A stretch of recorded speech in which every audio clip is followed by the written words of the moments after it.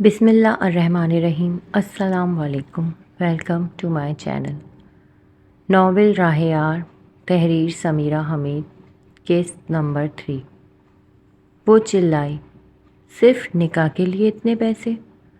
کتنے پیسے والے ہیں آپ؟ مجھے تو معلوم ہی نہیں تھا۔ 1 سال چند ماہ، اتنے پیسے؟ اور دوسری چیز ہوگے؟ ارسل نے لب بھینچ کر اس کی طرف دیکھا۔ پہلی چیز میری محبت، دوسری چیز بھی میری محبت، تیسری چوتھی محبت۔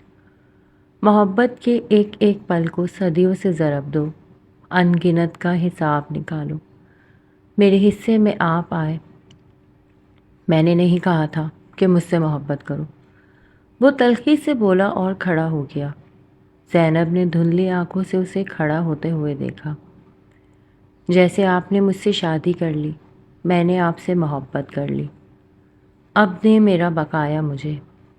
اس نے کھڑے ہو کر اس کے آگے ہاتھ پھیلایا۔ کہا نا، محبت کا نام مت لو، یہ تمہارے لیے نہیں تھی۔ اس کی کڑوی آواز گونجی۔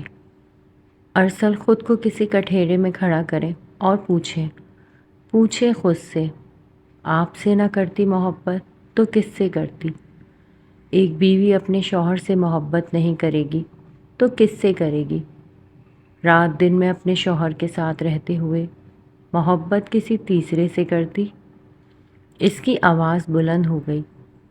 ہزاروں لوگوں میں آپ نے مجھے اجازت دی کہ میں آپ سے محبت کروں، کیسے نہ کرتی ارسل؟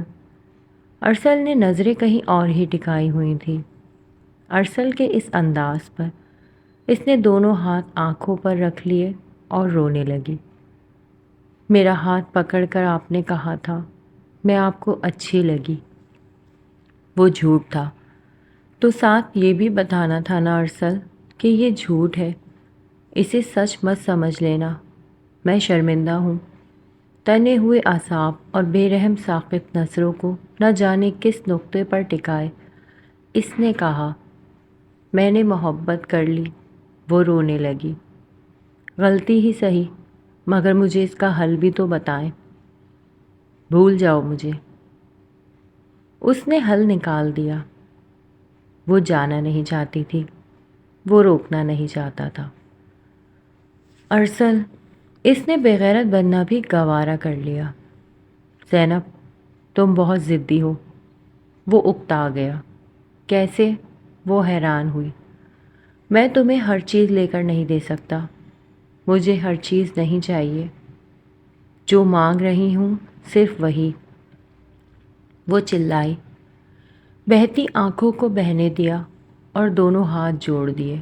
ایسا مت کریں، مجھے طلاق مت دیں، میرے ساتھ رہیں ارسل، پلیز۔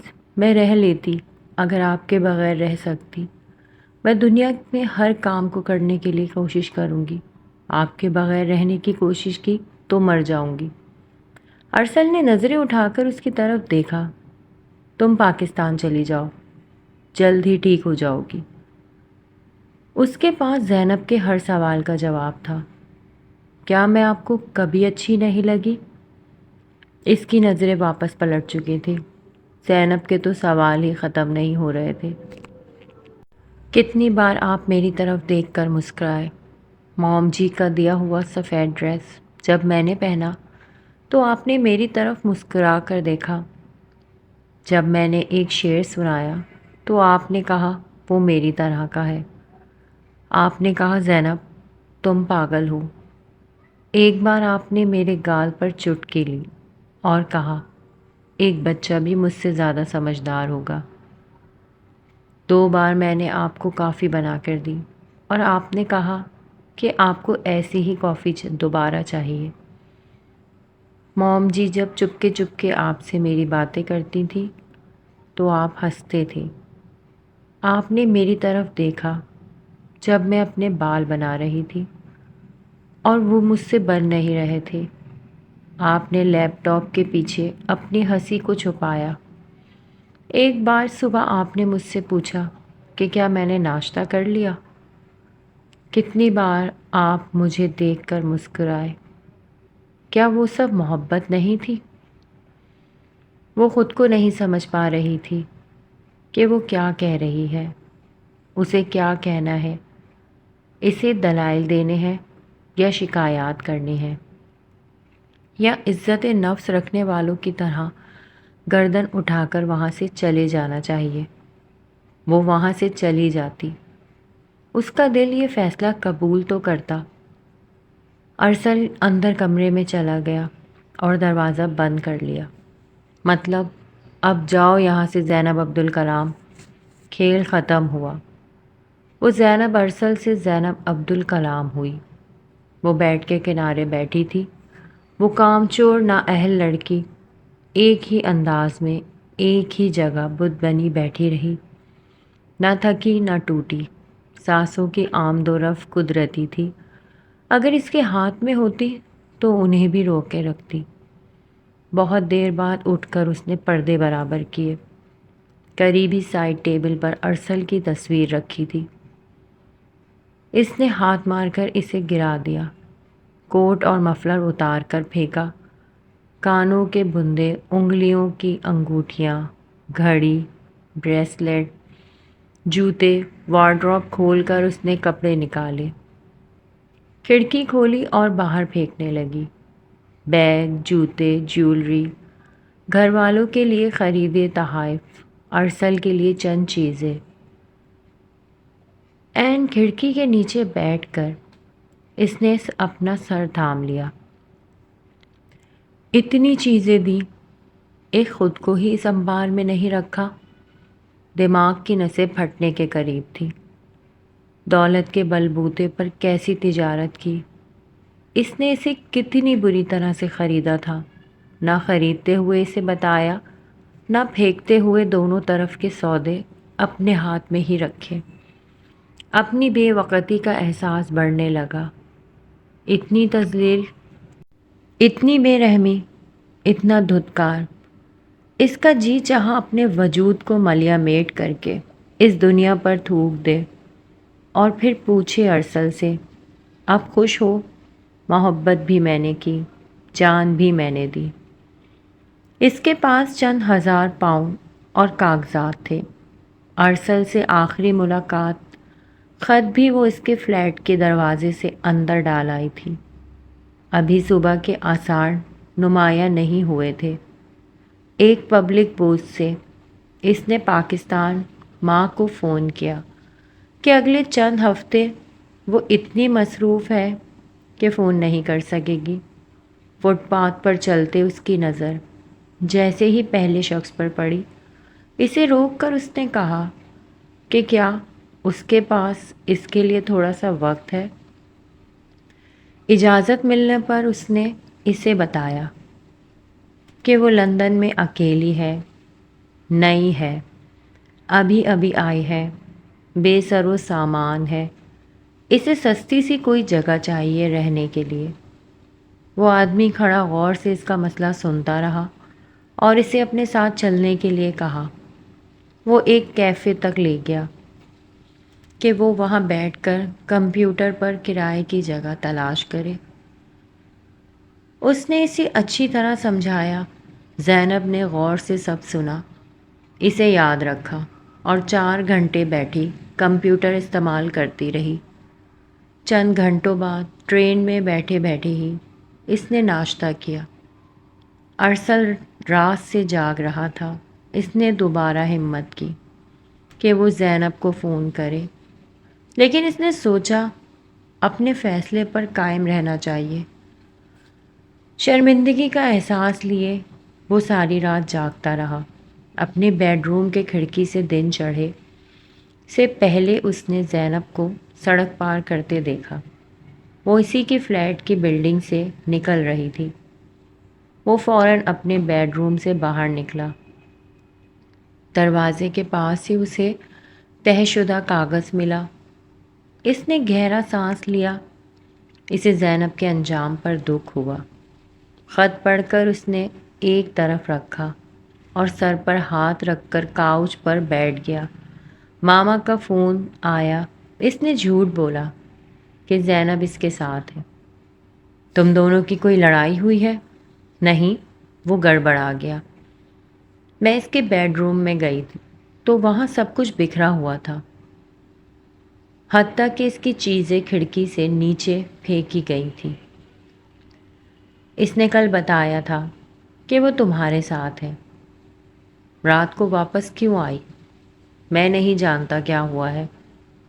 ارسل اس کے کمرے کے آثار کسی اچھی بات کی طرف اشارہ نہیں کر رہے۔ اس وقت وہ کہاں ہے؟ اس کا فون بھی یہیں ہے۔ اس نے کہا وہ اپنے دوست کے پاس جا رہی ہے۔ اس طرح بنا بتائے؟ مجھے بتا دیا تھا۔ اس کی کون سی دوست بن گئی یہاں؟ اتنے دن وہ میرے ساتھ رہی، اس نے تذکرہ اب تک نہیں کیا۔ تم دونوں کیا کر رہے ہو ارسل؟ کل تک تو سب ٹھیک تھا، آج اچانک؟ آج سب ٹھیک نہیں ہے ماما۔ کیوں؟ رات ہی رات میں کیا ہو گیا؟ ماما، میں اسے طلاق دے رہا ہوں۔ یہ ہم دونوں کا مسئلہ ہے، اسے ہم دونوں تک ہی رہنے دیں۔ انہوں نے فون غصے سے بند کر دیا۔ وہ اپنے مطلب کی بات کرنے کے بعد کم ہی بولتا تھا۔ ارسل نے سوچا تھا کہ وہ اپنی فیملی کو کوئی بھی کہانی سنا دے گا اور بتا دے گا کہ دونوں ساتھ نہیں رہنا چاہتے۔ فارحہ کے ساتھ شادی کر کے وہ یورپ میں ہی رہنا چاہتا تھا۔ موم جی کی وجہ سے ہی پاکستان جانا پڑتا تھا، اب وجہ بھی گئی۔ ان کا ایک آفس برطانیہ میں تھا، اتنے دنوں سے وہ اسے ہی دیکھ رہا تھا۔ زینب نے خط میں لکھا تھا کہ وہ اپنی فیملی کو بتا دے کہ وہ اپنے کسی دوست کے ساتھ چلی گئی ہے۔ ارسل نے دونوں کو ساتھ دیکھ لیا اور طلاق دینے کا سوچ لیا، لیکن ارسل نے یہ وجہ نہیں بتائی۔ ارسل نے ہمیشہ وہ کیا جو اس کا جی چاہا۔ اس نے اپنی طرف سے ہی محبت کی تھی، فارحہ کے گلے میں باہیں ڈال کر، اس کے ساتھ گھوم پھر کر، موج مستی کر کے، اور اس کی تفصیل اور جزیات سے واقف نہیں تھا۔ اس نے بری طرح سے فارحہ کو اس وقت یاد کیا جب وہ اس سے دور چلی گئی۔ اس کا انتظار کرنے والی اس کے لیے انتظار بن گئی۔ اسے فارحہ کے آخری الفاظ ہمیشہ یاد رہ گئے کہ وہ ہر ٹھیک کام غلط طریقے سے کرتا ہے۔ وہ اس سے محبت کرتا تھا، لیکن ٹھیک طرح سے نہیں کر رہا تھا۔ آزادی کا ایک نقصان یہ بھی ہے کہ وہ حد سے تجاوز کر جاتی ہے اور پھر حد پھلانگ کر آزادی کے زمرے سے بھی نکل جاتی۔ ارسل کی آزادی بھی حد پھلانگ گئی تھی اور زینب کے نام پر آزادی کے زمرے سے باہر نکل گئی تھی۔ وہ ظلم بن گئی تھی۔ وہ فارحہ کے پاس آ گیا۔ وہ آج کل بہت خوش رہتی تھی۔ اس پر بنا کیس جھوٹا ثابت ہو گیا۔ اسے ہر جانے کے پیسے بھی ملے تھے۔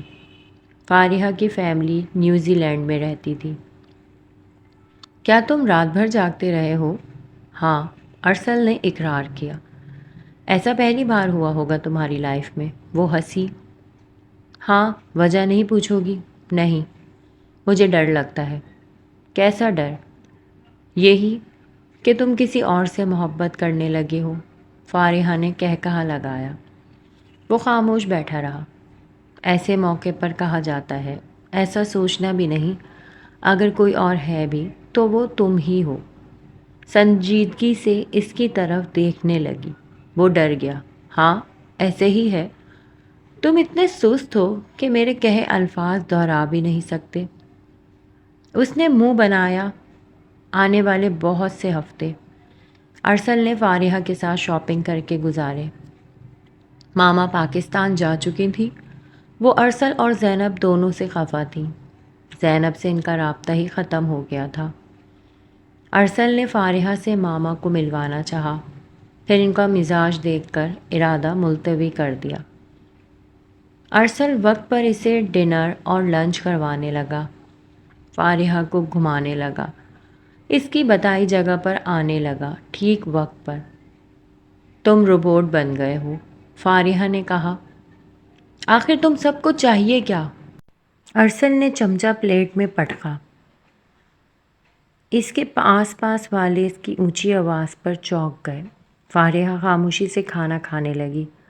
واپسی پر اسے اس کے اپارٹمنٹ چھوڑتے وقت ارسل نے فارحہ سے سوری کر لیا۔ فارحہ اسے دیکھ کر رہ گئی۔ زینب کا لکھا خط کبھی کچن ٹیبل پر ہوتا، کبھی لاؤنج کے صوفے پر، کبھی بیڈ روم کے سائڈ ٹیبل پر۔ پڑھنا چاہتا، پھر رک جاتا۔ ایسے ہی اس کی نظر اس صوفے کی طرف اٹھ جاتی جہاں وہ بیٹھی تھی۔ اچھی تھی، اس نے خود سے کہا۔ مجھ سے شادی کر لی اور چلی بھی گئی۔ ضرورت مند غریب لڑکی۔ اس نے ریحان کو فون پہ بتایا۔ ریحان بہت دیر تک خاموش رہا، پھر بولا، سچ بتاؤں، میں نے کتنی بار خود پر لعنت بھیجی۔ جو کچھ اس دن آفس میں نے تم سے کہا اور تم نے عمل بھی کر لیا۔ اس نے تعصب سے گہرا سانس لیا۔ میں کیا کروں اب؟ یہ اب میں تمہیں نہیں بتاؤں گا۔ اچھا برا کچھ بھی نہیں، تم خود ہی سوچو وہ کہاں چلی گئی۔ معلوم نہیں، جو آفس میں راستے بھول جاتی تھی، اتنی بڑی دنیا کے راستے کیسے یاد رکھے گی؟ ریحان نے کہا۔ ارسل نے سن کر فون بند کر دیا۔ 4 مہینے گزر چکے تھے۔ فارحہ نیوزی لینڈ جا چکی تھی۔ اسے بھی جلدی آنے کا کہہ گئی تھی۔ آئے دن فون کرتی، کب آؤ گے؟ وہ وعدہ کر لیتا مگر جا نہیں پاتا۔ وہ زینب سے ملنا چاہتا تھا۔ آخری بار اسے احساس ہوا کہ اس کے ساتھ زیادتی ہو گئی ہے۔ اس نے خط میں لکھا تھا کہ اسے طلاق دے دے، لیکن اس کے گھر نہ بتائے۔ میری اماں کہا کرتی ہیں کہ اچھے لوگوں کے ساتھ اکثر برا ہوتا ہے۔ مجھے طلاق ملی تو انہیں یقین ہو جائے گا کہ اچھوں کے ساتھ برا ہی ہوتا ہے۔ میں خود کو اچھا نہیں کہہ رہی، میں اماں کی بات کر رہی ہوں۔ بابا کی موت کا سن کر انہیں پہلا اٹیک ہوا تھا۔ میری طلاق کا سن کر دوسرا ضرور ہوگا۔ وہ روز رات کو میرے لیے 2 نفل شکرانے کے پڑھ کر سوتی ہیں کہ مجھے ایک ایسا شوہر ملا جس نے مجھے اپنے پروں میں چھپا لیا۔ جو لڑکی کونے خدروں میں چھپ چھپ کر روتی تھی، وہ مسکرانے لگی تھی۔ اب ہمارے لیے وہ پناہ بن گئے ہیں جس میں ہم سب آ گئے ہیں۔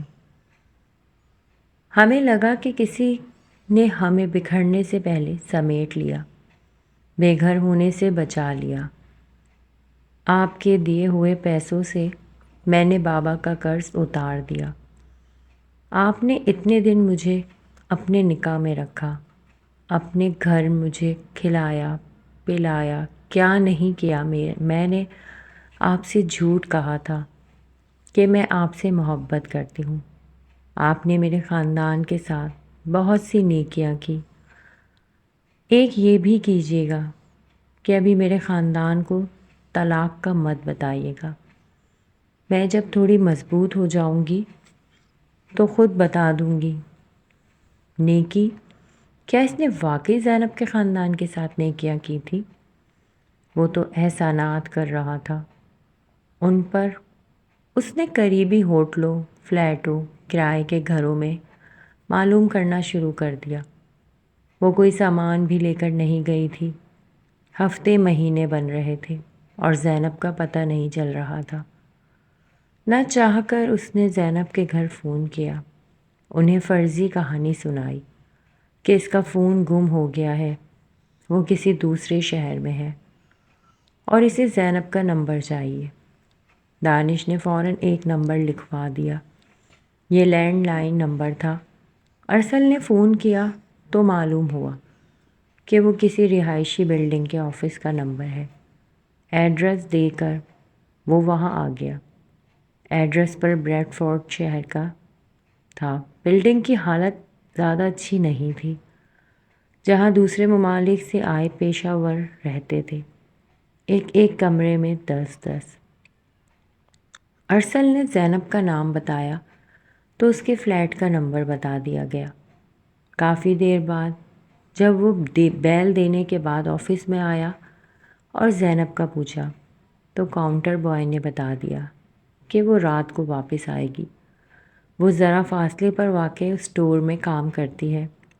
स्टोर का पूछ कर अरसल वहाँ आ गया। स्टोर ज़्यादा बड़ा नहीं था। अरसल ने जल्द ही उसे ढूंढ लिया। वो एक रैक में चीज़ें रख रही थी। 2 और लड़कियां उसके साथ थीं, नीली जीन्स और सफ़ेद शर्ट में। सर पर सफ़ेदी कैप थी, गले में वर्कर कार्ड झूल रहा था। इसके अंदाज़ और चेहरे पर इतनी सख्ती थी जैसे वो इंसान ना हो। वो इसे देखकर पलट आया। स्टोर की पार्किंग में उसका इंतज़ार करने लगा। रात हुई तो वो बाहर निकली। वो गाड़ी से बाहर निकलकर उसके पीछे आया। ज़ैनब की इस पर नज़र पड़ी तो वो तेज़ तेज़ चलने लगी। ज़ैनब, मुझे तुमसे बात करनी है। वो इसके साथ साथ चलने लगा। इसने जैसे सुना ही नहीं। अरसल ने इसका बाजू पकड़कर रोकना चाहा। मैं सुन रही हूँ, मुझे हाथ मत लगाओ। इसने झटके से बाजू अलग किया।